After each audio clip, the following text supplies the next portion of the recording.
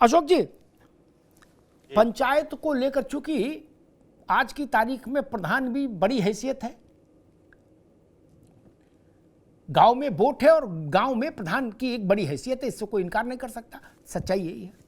Block प्रमुख की भी हैसियत बड़ी है और जिला पंचायत के अध्यक्ष की हैसियत तो काफी बड़ी है, ठीक। इसीलिए चुनाव महत्वपूर्ण हो जाता है। इस चुनाव में दोनों गठबंधनों में जो परिस्थितियां हमको दिखाई दे रही हैं, उन परिस्थितियों का विधानसभा चुनाव पर क्या असर पड़ सकता है आपकी दृष्टि से?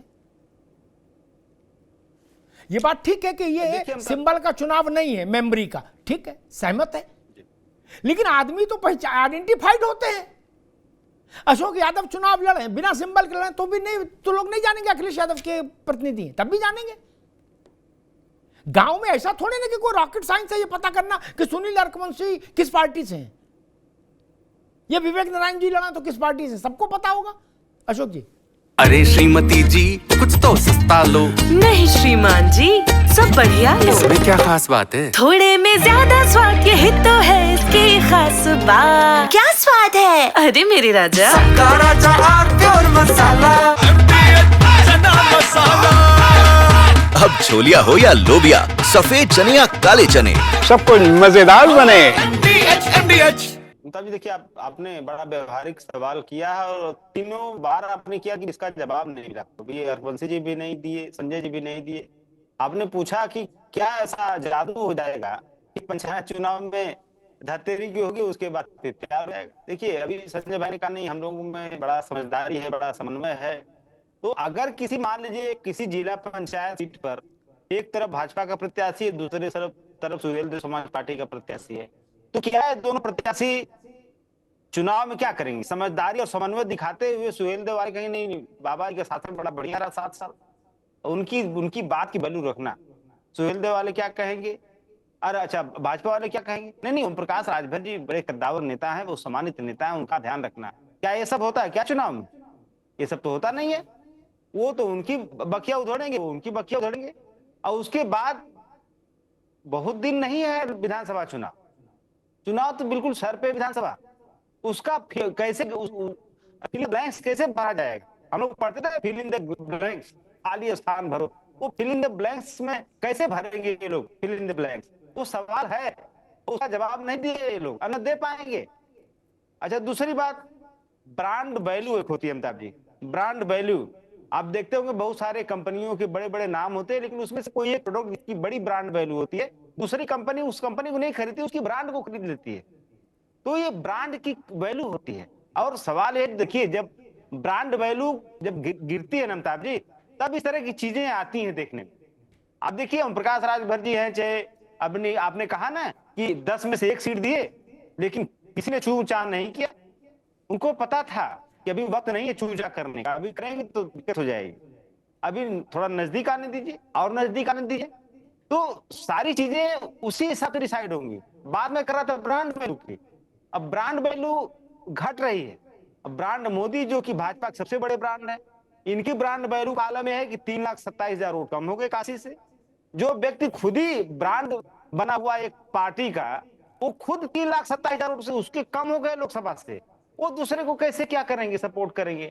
माननीय योगी जी की ब्रांड वैल्यू की स्थिति जो है 4 जून 2024 को पता चल गई, 62 से 33 पे आ गए। तो ब्रांड वैल्यू कमजोर हुई है इन लोगों की वजह से, जिसकी वजह से सहयोगी दल आंख दिखा रहे हैं। और ये नेचुरल चीज है, ये कोई ऐसा नहीं है, ये किसी भी गठबंधन में नेचुरल चीज होता है। जब ब्रांड वैल्यू कमजोर होती है किसी दल की, तो उसके सहयोगी दल आंख दिखाते हैं। अब दूसरी बात, यहाँ पे माननीय जो अरकवंशी जी ने ओम प्रकाश राजभर जी की बात किया, बहुत बड़ा जनाधार है हमारे जिला, हमारे राष्ट्रीय अध्यक्ष जी हैं। तो आप देखिए, घोसी का उपचुनाव और घोसी लोकसभा का चुनाव, घोसी लोकसभा चुनाव तो उनके बेटे ने लड़ा था ना, अरविंद राजभर जी ने, कोई तीसरा तो लड़ा नहीं था। क्या स्थिति रही? घोसी उपचुनाव हमारे सुधाकर सिंह लड़े थे, क्या स्थिति थी? तो ब्रांड वैल्यू सबकी गिर रही है, चाहे ओम प्रकाश राजभर जी हो, चाहे माननीय योगी जी हो, चाहे माननीय मोदी जी हो, ब्रांड वैल्यू सबकी गिर रही है। और इसी वजह से आपस में भगदड़ मची हुई इनके ठीक गठबंधन ठीक में। अशोक जी, अभी रुकना होगा, भगदड़ अभी इसी रुकना होगा। वजह मैं से यही मची। प्रश्न लेके संजय सिंह के पास जाऊं। संजय जी, समाजवादी पार्टी कह रही है कि ब्रांड वैल्यू गिर रही है, इसलिए लोग बाहर जाने का रास्ता देख रहे हैं, और जैसे जैसे चुनाव नजदीक आता जाएगा ये अलगाव की बात तेज होती जाएगी एनडीए में। पहले तो मैं अपने मित्र अशोक यादव जी को बधाई देना चाहता हूं जी। कि समाजवाद को छोड़ के ये ब्रांड वैल्यू पे आ गए हैं और ये उपभोक्तावाद और पूंजीवाद की ये बात कर रहे हैं। देखिए, यही इनके सामने संकट है, विचारों का संकट है। इनका कोई ये ना लोहियावादी है ना समाजवादी हैं, ये माफियावादी हैं। देखिए, इनका मैं अगर ब्रांड वैल्यू की बात करेंगे तो ये बहुत लंबी डिबेट हो जाएगी। अशोक यादव जी, आप जवाब नहीं दे पाएंगे। हमारी ब्रांड वैल्यू बहुत बड़ी है। मोदी जी की ब्रांड वैल्यू, उनका जो व्यक्तित्व है, आप कहां हैं, कहां टिकते हैं उनके आगे। आपने झूठ का नैरेटिव बना के धोखा दे के उत्तर प्रदेश में, और मोदी जी की अगर ब्रांड वैल्यू आप देखना चाहते हैं ना, तो इसी कांग्रेस को मध्य प्रदेश, महाराष्ट्र और हरियाणा में धूल चटा दी। तो ब्रांड वैल्यू का ये फर्क होता है। आपके नेता अखिलेश यादव जी दिल्ली गए थे आपके लिए, क्या ब्रांड वैल्यू दिखी आपके नेता की? क्या बचा पाए आपको? केजरीवाल को बचा पाए? यही अंतर होता है।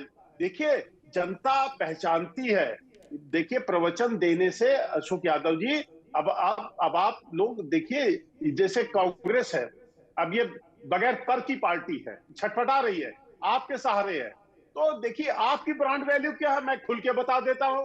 आपकी ब्रांड वैल्यू थी माफियावाद, गुंडाराज, अराजकता, और योगी जी की ब्रांड वैल्यू है क्राइम को खत्म करना, माफियाओं को खत्म करना।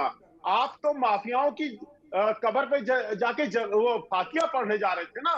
वो तो उससे बड़ा आतंकवादी उत्तर प्रदेश में कौन था जो खुलेआम दंगे करवा रहा था? उसी की कब्र पे जाके फातिया पढ़ी आपके नेताजी ने।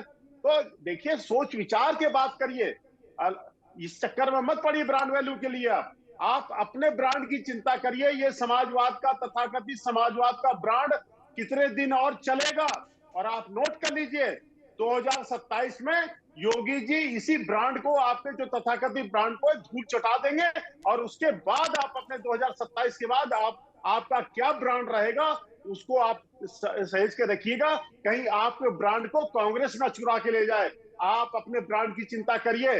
हमारे माननीय ओम प्रकाश राजभर जी, अनुप्रिया पटेल जी और संजय निषाद जी, ये जमीनी नेता हैं, इनका सम्मान है।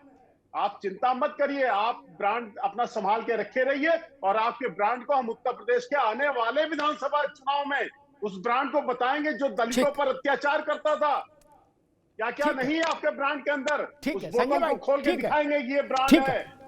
ठीक है, ब्रांड जनता तय करती है। नेता अगर अपना अपना ब्रांड खुद तय कर पाते तो फिर जनता का रोल क्या था? विवेक नारायण, एक छोटा सा प्रश्न है कि कांग्रेस को अचानक से ये कैसे लगने लगा, इसके पीछे क्या कारण है? छोटा सा उत्तर चाहिए कि अब लोकसभा वाली बात नहीं है कि 80 में से 17 हमको दे के टिका दो।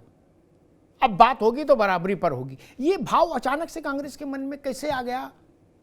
लोकसभा में उसको 17 सीटें मंजूर थी, अब अचानक से उसको लग रहा ना अब 50-50 होगा, इससे कम पर हम भाई नहीं मानेंगे। ऐसा भाव क्यों आ गया?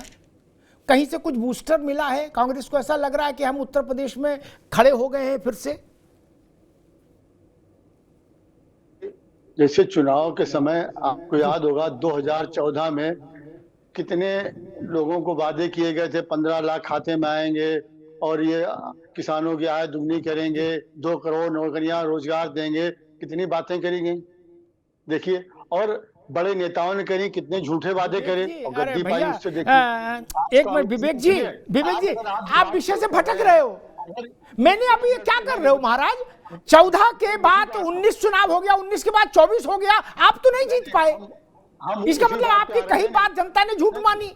बात खत्म करो, आगे बढ़ो। नहीं, उसी तरीके से अगर चुनाव के पूर्व में इस तरह की बातें हो रही हैं, लेकिन जब गठबंधन का समय होगा या कोई उसके लिए कोई एक ठोस रोड मैप बन रहा होगा तो उस समय की बात अलग होगी। ये तो उसके पहले की बातें हैं।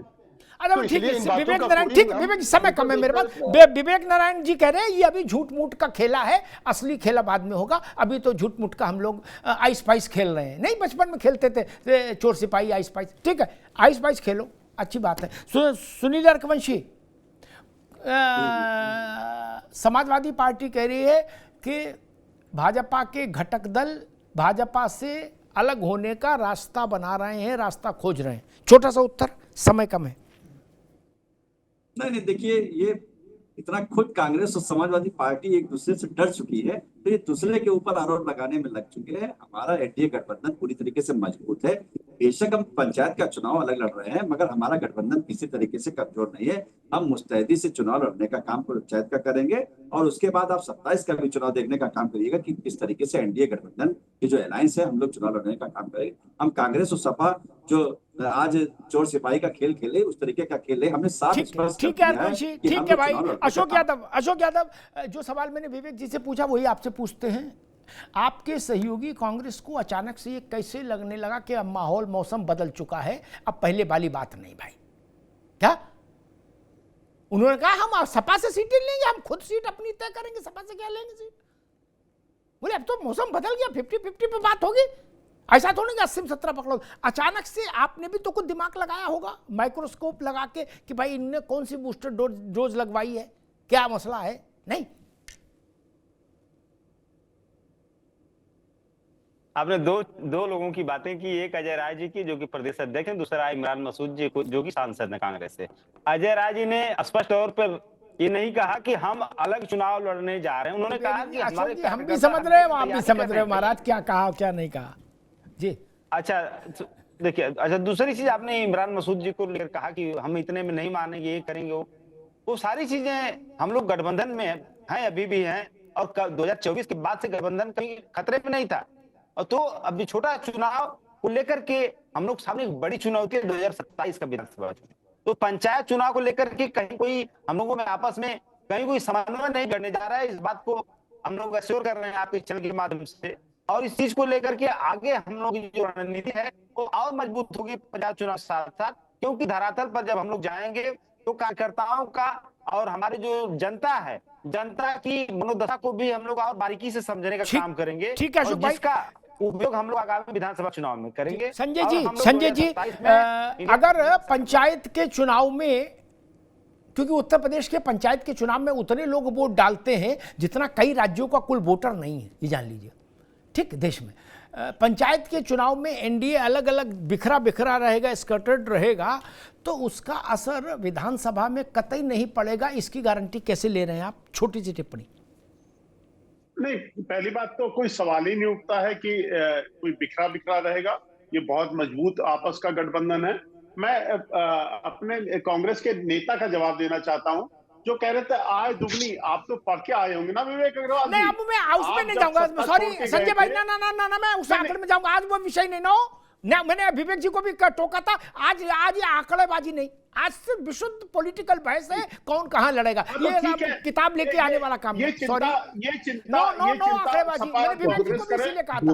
आपकी बात मान ली, मैं बात मान ली आपकी। हर कोई चाहता है ये, मैं फिर कह रहा हूँ, इसको डैमेज कंट्रोल विकास का है, हमारा विकास ब्रांड का है, विकास को लेके जाएंगे। उत्तर प्रदेश में जिस तरह से योगी जी के नेतृत्व में, मोदी जी के नेतृत्व में विकास की गंगा बही है, उसके आधार पर चुनाव लड़ा जाएगा। हमारे सहयोगी दल भी उसी आधार पर लगे।